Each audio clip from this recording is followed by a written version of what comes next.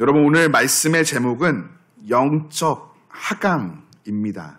제가 말씀의 제목을 정하고 나서 한참을 기도했습니다. 너무 부정적인 제목이더라고요. 그러나 오늘 말씀의 핵심이기도 하기에 영적 하강이라는 제목을 지어놓고 부제로 이렇게 다시 한번 말씀을 정해보았습니다. 영적 상승 삶의 비결. 영화나 연극의 형식 가운데 옴니버스라는 단어를 들어보신 적 있으신지요? 옴니버스 영화, 옴니버스 연극. 하나의 통일된 주제를 중심으로 몇 개의 독립된 짧은 이야기들을 늘여놓아 한 편의 작품으로 만드는 것을 옴니버스라고 말하죠. 한 편의 영화 혹은 한 편의 연극인데요. 다양한 이야기들이 있고 그것들이 말하고자 하는 주제가 한 가지라는 것이죠. 오늘 우리가 맞이하는 사사기 14장 마치 이런 옴니버스와 같은 형식을 가지고 있습니다. 본문에는 삼손을 중심으로 한 세 가지의 짧은 독립된 이야기들이 기록되어 있죠. 어찌 보면 각각의 이야기들이 가진 주제가 다르게 느껴질 수도 있지만 이 글을 읽고 있는 우리에게 기록자가 전해주고자 하는 주제는 하나라는 것이죠. 말씀을 통해 우리에게 베푸시기 원하시는 하나님의 은혜를 함께 발견하며 또 누리기를 소원합니다. 여러분, 삼손하면 제일 먼저 떠올려지는 사건 혹은 이름이 무엇인지요? 아마도 많은 분들이 들릴라를 떠올리실 것입니다. 삼손과 들릴라의 이야기는요, 워낙 유명하죠. 하지만 삼손에게 사랑했던 여인이 들릴라 한 명만 있었던 것은 아니었습니다. 삼손에게는요, 들릴라 이전 이름을 알지 못하는 사랑하는 블레셋 여인이 있었죠. 삼손이 블레셋 사람들이 사는 마을인 딥나로 내려가게 됩니다. 삼손이 살던 시대에는 블레셋 사람들과 서로 오가면서 공생하는 것이 특별하지 않는 일상이었던 것 같아요. 지난주 삼손의 부모인 마누아와 그의 아내가 소라 땅에 거하던 단지파 사람이라고 전하였는데요. 단지파가 해야 할 일이 있었다면 블레셋과 전쟁을 치러 블레셋이 빼앗은 땅, 하나님이 기업으로 주신 땅 딥나를 되찾는 것이었죠. 그것이 이스라엘 공동체의 소명이며 단지파가 마땅히 해야 할 도리였습니다. 그런데 지금 단지파 사람 삼손이 블레셋에게 빼앗긴 그 땅 딥나로 내려가서 블레셋의 한 여인과 사랑에 빠져 결혼까지 하겠다고 부모에게 고백합니다. 사사로 쓰임받기 위해 태어나면서 나시린으로 들여진 삼손, 하나님과의 약속을 지켜야만 했던 삼손, 제사장처럼 하나님 앞에서 정결하게 살겠다고 구별된 삶을 드리기로 결정한 삼손이 블레셋 여인과 결혼을 한다니요. 시쳇말로 어이가 없는 것입니다. 사사기를 기록하고 있는 저자도 이를 느꼈던 것 같아요. 삼손이 블레셋의 딥나로 가는 장면을 1절을 통해서 삼손이 딥나에 내려가서라고 묘사합니다. 어찌 보면 참 특별함이 없는 문장 같죠. 그러나 히브리 문학, 이스라엘의 문학에서 보면요, 이 문장은 완전히 다르게 느껴집니다. 내려가다 혹은 올라가다. 어떤 것을 기준점 삼아서 위 혹은 아래로 움직이는 것을 표현하는 단어이죠. 히브리 문학, 더욱이 성경에서 내려가다 혹은 올라가다라는 단어가 사용될 때에는요, 겉으로 드러나는 기준은 지형적인 기준이 되기도 하지만 실제 보이지 않는 진짜 기준은 바로 하나님이 되십니다. 하나님을 기준 삼아 등장하는 인물의 영적인 상태가 어떠한지를 암시하여 보여주는 장치로 사용되어지는 것이죠. 성경에서 그 인물이 어디로 내려간다는 표현이 자주 나오면 그 인물의 영적 하강을 뜻하는 것으로 그 앞에 불길함이 기다리고 있고요. 반면 어디로 올라간다는 표현이 자주 나오면 영적인 상승을 뜻하는 것으로 그 앞에 유쾌하고 좋은 일들이 기다리고 있음을 우리는 보게 됩니다. 지금 성경은 삼손이 내려간다 반복해서 14장을 통해서 기록하고 있습니다. 다시 말하면 그의 발걸음이 영적 하강으로 향하고 있다는 것이죠. 그렇습니다. 오늘 사사기 14장을 여는 삼손이 딥나로 내려가는 이야기는 나실인으로서 서원하여 태어났으나 전혀 나실인답게 살지 않고 있는 삼손이 인생의 그 밑바닥, 영적 하강을 찍는 이야기의 서두가 되어집니다. 삼손의 영적 하강은요, 바로 시작됩니다. 삼손은 딥나에서 블레셋 사람의 딸들 가운데 한 여인을 아내로 맞이하겠다 부모에게 통보하죠. 그러자 삼손의 부모가 이렇게 답합니다. 3절입니다. 함께 읽겠습니다. 그의 부모가 그에게 이르되 내 형제들의 딸들 중에나 내 백성 중에 어찌 여자가 없어서 내가 할례받지 아니한 블레셋 사람에게 가서 아내를 맞으려 하느냐 하니 삼손이 그의 아버지에게 이르되 내가 그 여자를 좋아하오니 나를 위하여 그 여자를 데려오소서 하니라. 아멘. 마누아와 그의 아내, 그래도 영적으로 깨어 있었던 것 같아요. 이름을 알 수 없는 그 여인이 이스라엘 공동체의 일원이 아니기에, 같은 신앙을 소유한 사람이 아니기에 이 결혼 동의하지 못한다 전하는 것이죠. 하나님의 사람 앞에서 삼손을 평생 나실인으로 살게 하겠다고 약속한 마노아와 그의 아내가 어떻게 정결하지 않는 블레셋 여인과의 결혼을 허락할 수 있었겠어요? 반대하는 것이죠. 당연한 도리였던 것입니다. 그런데 정작 본인은 생각이 달랐어요. 삼손이 그의 아버지에게 전하는 말이 무엇입니까? 내가 그 여자를 좋아하오니. 원어로 표현하면요, 이것입니다. 그녀가 내 눈에 옳습니다. 그녀가 내 눈에 좋아 보입니다. 그녀가 내 눈에 옳습니다. 그녀가 내 눈에 좋아 보입니다. 여러분, 사사시대 이스라엘의 시대 정신을 요약한다면 그것이 무엇입니까? 그때에는 이스라엘에 왕이 없었으므로 사람마다 자기 소견에 옳은 대로 행하였더라. 바로 자기 소견에 자기 눈에 옳은 대로 행함이 사사시대의 시대 정신이었죠.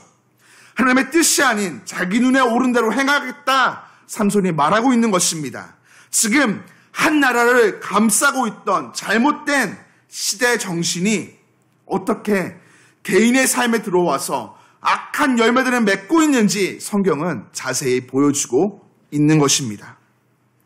모두가 자기 눈에 보기 좋은 대로 따라갈지라도 나만큼은 하나님에게 민감하게 깨어있고 그 가르침을 지키는 삶, 구별된 삶을 살아가야 했던 삼손이 자신의 눈에 보기에 그녀의 삶의 방식이 너무 옳고 좋습니다.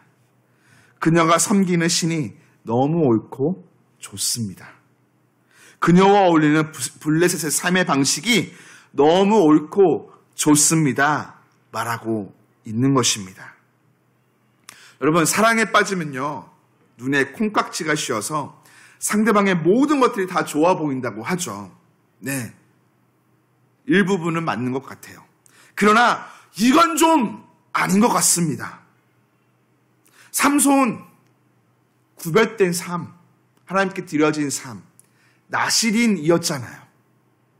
이런 삼손의 삶의 기준이 더 이상 하나님이 어떻게 보시는가, 하나님이 어떻게 평가하시는가가 아니라 자기의 소견, 자신의 눈에 어떻게 보이는가로 변질되었다 있다라는 것입니다. 그렇습니다. 자기 소견에 옳은 대로 살아감을 통해 삼손의 영적 하강 삶이 시작되었음을 알리며 이렇게 첫 번째 이야기가 마무리되어집니다. 이어서 두 번째 이야기가 시작되죠. 사사기를 읽어보면요, 마누아와 마누아의 아내 사이에 태어난 삼손에게 다른 형제가 없음을 보게 됩니다. 외동아들이라는 것이죠. 흔히 자녀를 이기는 부모가 없다라고 하죠. 외동아들이었다면 더욱 남달랐을 것입니다. 그것도 하나님의 말씀을 듣고 태어난 아들이었기 때문이죠. 외동아들의 간곡한 요청, 블레셋의 여인과 결혼하겠다는 그 요청 앞에 그의 부모 한 번 정도는 못 이기는 척 아들이 좋아하는 그 여인이 어떤 사람인가 보려고 했던 것 같아요. 삼손과 그 부모가 함께 딥나로 내려가게 됩니다. 그러던 가운데 딥나의 포도원에 도착하게 되는데요. 여기서 놀라운 사건을 경험하게 됩니다. 바로 젊은 사자가 삼손을 바라보며 소리를 질렀고 삼손에게 여호와의 영이 강하게 임하여 염소 새끼를 찢듯이 사자를 찢어 버린 것이죠. 이때 삼손의 부모님은요, 보이지가 않습니다. 아들의 간곡한 요청 앞에 딥나 포도원까지는 부모님이 따라왔으나 도저히 블레셋 여인은 아니다 싶어서 그냥 돌아갔는지도 모르겠어요. 어린 시절 교회 학교에서 이 내용은요, 삼손이 힘이 세고 용맹한 용사라는 것을 증명해주는 아주 특별한 이야기로 설교가 되어지죠. 그러나 사사기를 기록하고 있는 저자, 이 저자가 진짜 말하고 싶은 것은요, 그런 것이 아닙니다. 삼손이 힘이 세다는 것을 말하기 위해서 이 내용을 기록하고 있는 것이 결코 아니라는 것이죠. 도리어 삼손이 나실인으로서 하나님의 영이 임하였음에도 불구하고 하나님의 뜻을 깨닫지 못하고 있음을 증명하기 위해서 이 말씀을 기록하고 있는 것입니다. 지금 삼손은 소리 지르는 젊은 사자 앞에 서 있습니다. 여러분, 성경에는 여러 동물들이 등장합니다. 그 동물들은요, 하나님께 다양한 방식으로 쓰임을 받게 되는데요. 사자와 관련되어서 아모스 선지자의 글에 이런 말씀이 기록되어 있습니다. 아모스 3장 8절입니다. 사자가 부르짖은즉 누가 두려워하지 아니하겠느냐? 주 여호와께서 말씀하신즉 누가 예언하지 아니하겠느냐? 아멘. 달리 표현하면요, 사자의 부르짖음, 울부짖음을 통해서라도 하나님께서 그 백성에게 하나님의 뜻을 깨닫게 하여 주시겠다, 알려주시겠다 말씀하고 계시는 것입니다. 이런 관점에서 지금 상황을 보면 자신 앞에 서 있는 사자가 울부짖을 때 여호와의 영이 강력하게 임한 삼손은요, 깨달아야만 했습니다. 아, 더는 내려가면 안 되는구나. 아, 나실로서 내가 영적 하강 여기서 멈춰야 하겠구나. 깨달아야 했던 것이죠. 그러나 삼손 어떻게 행합니까? 사자를 찢어 죽여버립니다. 하나님의 뜻을 깨닫지 못하는 것이죠. 그 음성을 듣지 못한 것입니다. 자신에게 임한 능력을 잘못 사용하는 것이죠. 어쩌면 우리에게 말씀하시는 하나님의 음성 앞에 듣지 않겠다고 반항하는 우리의 모습과도 유사하다 말할 수 있겠습니다. 이로 인해 삼손은요, 결국 나실인의 규례를 어기게 됩니다. 지난주 나누었듯 나실인은 사람의 시체뿐만 아니라 동물의 사체에도 가까이에서는 안 되었죠. 삼손 젊은 사자를 찢어 죽였으니 자연스럽게 동물의 사체와 피를 만진 사람이 되었고요. 이는 곧 부정해짐과 동시에 나실인의 규례를 어긴 것을 의미했습니다. 삼손, 여기서 멈춰야만 했습니다. 더 아래로 떨어져서는 안 되었죠. 그러나 마치 브레이크가 고장난 자동차와 같이 계속해서 그는 아래로 영적 하강을 나아가게 됩니다. 얼마 후 결혼 계획을 마무리 짓고 딥나 블레셋 여자를 신부로 데려가려고 다시금 삼손이 딥나로 내려갑니다. 그 가운데서 지난번 죽였던 사자의 시체를 보게 되죠. 그리고 그 속에서 무엇을 발견합니까? 벌떼 그리고 꿀을 보게 됩니다. 이에 삼손이요 그 꿀을 손으로 떠서 먹고 그의 부모에게도 가져다 주어 먹게 하는 큰 실수를 범하게 됩니다.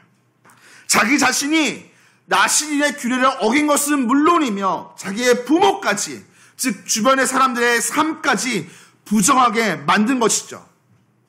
악한 영향력을 끼치는 사람, 영적 감각을 잃어버린 삶을 사사 삼손이 살아가고 있다라는 것입니다. 이는 마치 창세기 3장을 떠올리게 합니다. 하와가 선악을 알게 하는 나무의 열매를 보았을 때 이렇게 고백하죠. 자기의 눈에 먹음직도 하고 보암직도 하고 지혜롭게 할 만큼 탐스럽기도 보여 자신이 따먹고 자기와 함께 있는 남편 아담에게도 주었다라고 말이죠. 하와도 그렇고 삼손도 그렇고 하나님이 주신 기준을 버리고 자기 눈에 옳게 보이는 것을, 좋아 보이는 것을 따름으로 악한 영향력을 끼치는 인물로 서게 된 것입니다. 이렇게 나신으로서 안타까운 모습을 보여주고 있는 삼손, 이 두 번째 이야기가 끝나게 됩니다. 영적 하강을 보여주고 있는 삼손에게 더 떨어질 밑바닥이 있을까요? 세 번째 이야기 속 삼손은 우리에게 더 큰 씁쓸함을 안겨줍니다. 밑바닥을 치는 것이죠. 드디어 삼손 딥나에 살던 블레셋 여인과 결혼을 하게 됩니다. 이스라엘 남자, 그것도 이스라엘의 나실인과 블레셋 여인이 결혼한다는 것, 이상한 결혼식이 치루어지는데요. 이스라엘의 풍속이 아니라 블레셋 풍속으로 결혼이 진행됩니다. 이스라엘은요, 남성 위주의 사회였어요. 남성 위주의 사회라면요, 블레셋의 결혼의 방식이 아니라 이스라엘의 방식으로 결혼을 치러야 되는데 모든 과정이 이스라엘의 전통과 맞지 않고 하나님의 규례와 법도를 벗어나 있다라고 말할 수 있는 것이죠. 이스라엘 풍습에는요, 결혼식 잔치 기간 동안 신랑에게 남자 30명 친구들을 모아 그 앞에 두는 전통이 없었습니다. 블레셋 전통이었죠. 블레셋 남자들, 자기 민족에게 속하지 않은 남자가 자기 민족의 아름다운 여자를 취함에 속상함과 시비거리를 찾고자 모여들지 않았을까요? 그리고 여기서 그 유명한 삼손의 수수께끼 사건이 발생하게 됩니다. 삼손이 결혼식에 모인 30명의 청년들에게 수수께끼를 내고 7일 동안 이를 풀어 정답을 맞히면 배옷과 겉옷 각각 30벌을 주겠다 말합니다. 그리고 반대로 이를 맞추지 못하면 30명의 청년들이 자신에게 배옷과 겉옷 각각 30벌을 주어야 한다 말하죠. 당시 옷은요, 옷 그 이상의 것을 상징했습니다. 현금으로 융통할 수 있는 개인의 재산과도 같았죠. 얼마나 그 사람들의 마음을 사로잡았을까요? 수수께끼라는 것이요, 문제를 내는 사람은 답을 알지만 맞추는 사람은요, 답을 찾기가 정말로 어렵습니다. 삼손이 내는 수수께끼도 그러했죠. 먹는 자에게서 먹는 것이 나오고 강한 자에게서 단 것이 나왔느니라. 예. 어려운 것 같아요. 성경을 알고 있음에도 이 수수께끼 정말로 어려운 것 같아요. 자신이 죽인 사자의 이야기였죠. 이것을 누가 맞추겠습니까? 불가능한 것이죠. 방법은요, 하나밖에 없어요. 삼손의 아내를 통해 삼손을 깨어 답을 알아내는 것이죠. 블레셋 30명의 청년들은요, 이를 위해 삼손의 아내를 협박합니다. 삼손의 아내는 결국 사랑이 가득해야 될 그 신혼의 자리 가운데 두려움 가운데 거짓으로 남편을 속여 수수께끼의 답을 알아내고 전달하죠. 그리고 블레셋 청년들은 삼손에게 때가 되어서 자랑스럽게 수수께끼의 답을 제시합니다. 이에 삼손 화가 나지만 약속을 지키기 위해서 블레셋 다른 도시 아스글론으로 내려가 이유 없이 그곳 사람 30명을 죽이고 노력하여 30명의 청년들에게 옷을 주게 되죠. 결국 이 사건으로 삼손의 장인은요, 그의 딸 삼손의 아내를 삼손이 아닌 다른 이에게 주게 되죠. 사랑이 있어야 할 자리에 두려움과 속임이 있고 거룩함과 구별됨, 깨어있음이 있어야 될 자리에 무모함과 경솔함, 폭력과 상처만이 가득할 뿐입니다. 왜 그렇습니까? 자기 소견에 옳은 대로 행하였기 때문이죠. 영적 하강, 아래를 향해 내려가는 삶에서 귀를 닫은 채 경고를 무시하면 결국 바닥 없는 추락의 길로 떨어지게 되는 것입니다. 삼손의 이 세 가지 이야기는요, 각각 다른 내용들을 기록하고 있지만 공통된 한 가지 주제를 우리에게 제시합니다. 삼손을 통해 자기 소견에 옳은 대로 따라 살아가던 이스라엘 공동체의 모습, 진짜 모습, 영적 하강의 상태인 것이죠.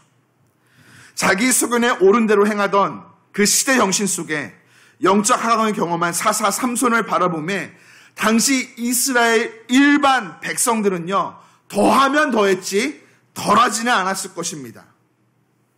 오늘 삼손의 삶의 모습, 그 시대상을 바라보며 우리는 우리가 사는 이 시대 정신을 다시금 바라보게 됩니다. 우리가 살아가는 이 시대의 시대 정신이 무엇입니까? 자기 소견에 옳은 대로 살아가는 것이죠. 절대적 기준이 사라지고 내가 생각하기에 옳은 것, 맞다고 여기는 것, 좋은 것을 삶의 기준으로 삼아 살아가는 시대가 바로 오늘 우리가 발딛고 살아가는 이 시대입니다. 사람들은요, 거짓 메시지인 이를 마치 진리처럼 받아들이며 붙잡고 살아갑니다. 그리스도인, 영적 나시린으로 오늘 저와 여러분 어떻게 삼손의 전철을 밟지 않을 수가 있을까요? 자기 소견에 옳은 대로 살아가는 이 시대의 정신 앞에 휩쓸리지 아니하고 하나님 나라의 정신, 그 가르침을 따르는 삶 살아갈 수 있을까요? 이 질문의 해답은 영적 하강에서 바닥을 치고 뛰어올라 영적 상승을 경험하는 축복된 삶의 원리가 되어질 것입니다. 첫째, 우리 안에 세상에서 들려오는 수많은 소리 속에서 하나님의 소리를 분별하여 듣는 영적인 능력이 있어야 하겠습니다. 세상 수많은 소리들 속에서 하나님의 음성을 분별하여 듣는 것이죠. 부모가 되어서 자녀에게 꼭 전해주고 싶은, 알려주고 싶은 성경 말씀들이 있죠. 가령 저의 부모님의 경우에는요, 어린 시절에 시편 1편을 외우게 하셨습니다. 외우지 않으면 밥도 주지 않았어요. 학교도 보내지 않았어요. 예. 다양하게 평가할 수 있겠지만 지금에 와서 보면요, 제가 행복한 사람, 복이 있는 사람 되게 하기 위해서 그러셨던 것 같아요. 저 또한 자녀가 태어나면 무엇을 전달해 줄까 고민했었습니다. 그리고 첫째 딸이 막 태어나 말을 띄기 시작했을 때 그 아이가 외울 수 있도록 가르친 성경 말씀이 있었습니다. 저의 딸이 이를 꼭 알았으면 좋겠어요. 딸이 인생을 바꿀 수 있는 말씀이었기 때문이죠. 하나님의 자녀로 반드시 갖추고 있어야 될 삶의 자세, 바로 요한복음 10장 27절 말씀이었습니다. 예수님 이렇게 말씀하십니다. 내 양은 나의 음성을 들으며 나는 그들을 알며 그들은 나를 따르느니라. 어린아이에게요, 이 말씀을 어떻게 외우게 할까 한참을 고민하다가 이렇게 모션을 만들었어요. 내 양은 나의 음성을 들으며 나는 그들을 알며 그들은 나를 따르느니라. 내 딸이 앞으로 세상 수많은 소리들을 듣고 자라날 터인데 그 속에서 자기 삶의 진정한 주인이신 예수님 음성을 바로 분별하여 듣기를 원했던 것이죠. 거기에 생명이 있고 이로 마음이 채워질 때 세상 거짓된 메시지 앞에 그 유혹들 앞에 흔들리지 않고 쓰러지지 않을 수 있기 때문입니다. 삼손의 부모도 그러했겠죠. 그런데 삼손 딥나의 포도원에서 멈추라고, 더 이상 내려가지 말라고 젊은 사자를 보내시는 그 하나님의 음성 앞에, 그 사자의 부르심 앞에 하나님의 뜻을 분별하지 못합니다. 자기 소견에 옳다고 여기는 것에 완전히 빠져버린 것이죠. 영적인 눈, 영적인 귀가 멀고 닫혀버린 것입니다. 삼손이 그곳에서 영적으로 깨어 바로 보고 바로 들었다면 그의 삶은요, 이렇게 되지 않았을 것이에요. 예수님은 오늘도 우리에게 자신의 음성을 들을 수 있다 말씀하십니다. 그 음성을 들을 때 비로소 예수님을 알며 예수님을 따른다 말씀하시죠. 어떻게 세상의 수많은 소리들 앞에서, 세상의 수많은 이야기들 앞에서 내 삶의 주인이신 주님의 음성을 들을 수 있을까요? 바로 말씀 묵상입니다. 매일 하루를 시작하며 아침마다 하나님 말씀 앞에 나아가 묵상하라고 목회자들이 늘 강조합니다. 왜 그럴까요? 여러 가지가 있겠지만 그 가운데 하나, 세상에서 들려오는 여러 소리로 내 귀와 마음을 가장 먼저 채우기보다 하나님의 말씀으로 내 귀와 마음을 채우고 이를 통해 나에게 주시는 음성을 듣게 하기 위함인 것이죠. 영적 무방비 상태로 세상 앞에 나아가면요, 우리들 다 분별력을 잃습니다. 목사도 마찬가지예요. 특별하지 않아요. 다 똑같아요. 짬짬이 말씀을 보며 기도하면서 집중하여 들을 수 있다라고 말합니다. 근데요, 다 거짓이죠. 사실은 생각뿐입니다. 수많은 영상들, 수많은 신문 기사와 가십들이 우리의 마음을 사로잡습니다. 유튜브 볼 시간은 있지만, 다른 영상들을 볼 수 있는 시간은 있지만 말씀 앞에 거할 시간은 없다라고 말하는 것이 이 시대의 생각들이죠. 그 유혹을 이겨내면서 하나님께 말씀과 묵상과 기도로 오롯이 집중한다는 것은요, 실제로는 불가능합니다. 제가 장담해요. 왜냐하면 제가 경험해봤기 때문이죠. 그렇다고 이것들 모든 것들을 담을 쌓고 살라고 말하는 것도 결코 아닙니다. 우리들 오늘을 살아가며 세상 가운데 살기에 세상의 지식과 학문, 사회 물정과 뉴스, 다양한 소리들을 들어야 합니다. 그러나 그것보다 먼저 우선되어 들어야 할 것이 있다라는 것이죠. 바로 내 삶의 기준이신 하나님의 말씀에 머물며 그 음성을 듣는 것입니다. 이를 통해 하나님의 뜻과 오늘을 살아갈 지혜를 내 마음에 채우고 힘을 얻어 힘차게 하나님과 함께 하루를 시작하게 되는 것입니다. 그때 우리들 분별력을 갖게 되어집니다. 그리고 세상에서 그리스도인으로서 바르게 살아가며 선한 영향력을 흘려보내는 복된 인생을 살아갈 수 있게 된 줄 믿습니다. 사랑하는 교회 여러분, 내 소견에 옳은 대로 살아가지 않기 위해 날마다 하나님 말씀 앞으로 나아가 그 음성으로 우리의 마음을 채우십시오. 이건 생각으로 되지 않습니다. 실천해야 됩니다.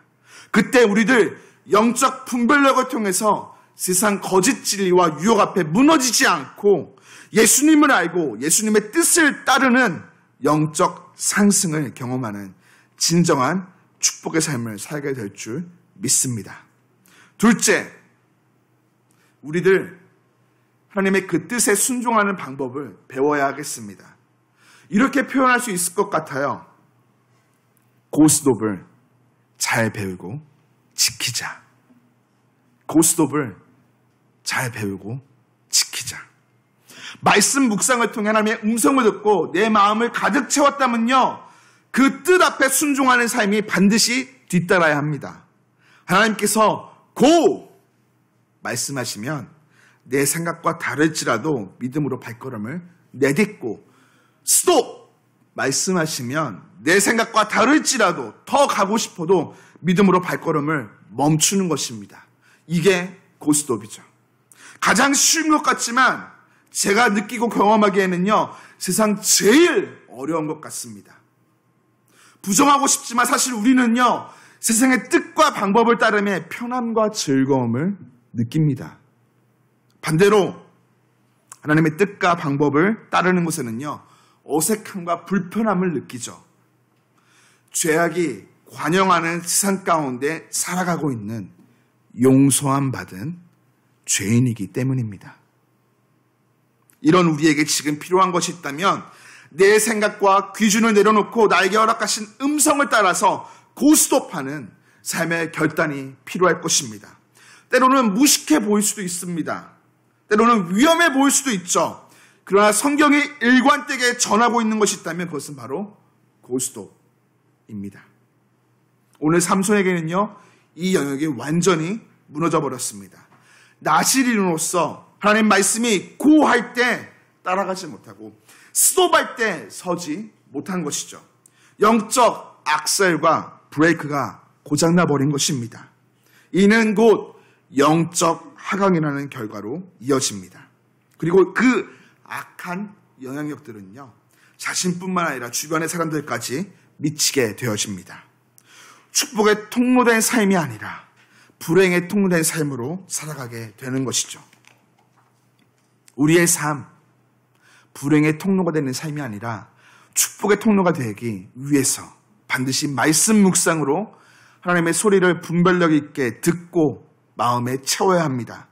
그리고 고스톱, 실천에 옮기는 삶을 살아가야 합니다. 찬양의 고백과 같이 주님 나아가라 말씀하시면 나아가고, 주님 멈춰서라 말씀하시면 멈춰서는 것이죠. 입술만의 고백이 아니라 삶의 진정한 실천이 되어야 하는 것입니다. 나의 각오 섬이 주님 뜻에 달려있다라는 것입니다. 이것이 바로 주님이 책임져 주시는 진정 행복한 삶 아닐까요? 이러한 삶의 능력은 성령이 함께 하실 때 우리에게 임하게 됩니다.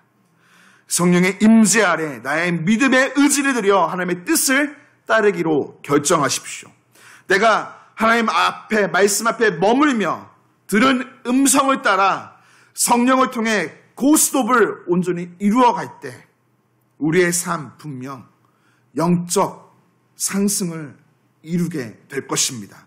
그 안에서 기쁨과 즐거움, 하나님께 귀하게 쓰임받는 형통한 삶을 살아가게 될 줄 믿습니다. 말씀을 맺습니다. 교회 여러분, 혹시 영적 하강의 삶의 자리 가운데 계신지요? 그렇다면 좌절하거나 결코 포기하지 마십시오. 영적 상승의 삶을 사모하십시오. 하나님은요, 우리를 영적 상승의 삶으로 초청하십니다. 나의 의지를 들여 아침을 깨워 말씀 앞으로 나아가 주님 음성으로 내 심령을 채우고 그 음성 앞에 믿음으로 순종하는 삶을 살아가기를 결정하십시오. 주님 오늘도 우리에게 내려가라가 아니라 올라와라, 말씀 앞으로 나아오라 명령하십니다. 영적 상승을 명령하시는 것이죠. 그 주님의 음성 앞에 성령의 능력을 의지하여 새롭게 한 주도 믿음으로 고, 그리고 스톱, 외치고 따름으로 이 시대에 귀하게 쓰임받는 신앙의 상승을 경험하는 형통한 우리 모두가 되기를 주님 이름으로 축복합니다. 기도합니다.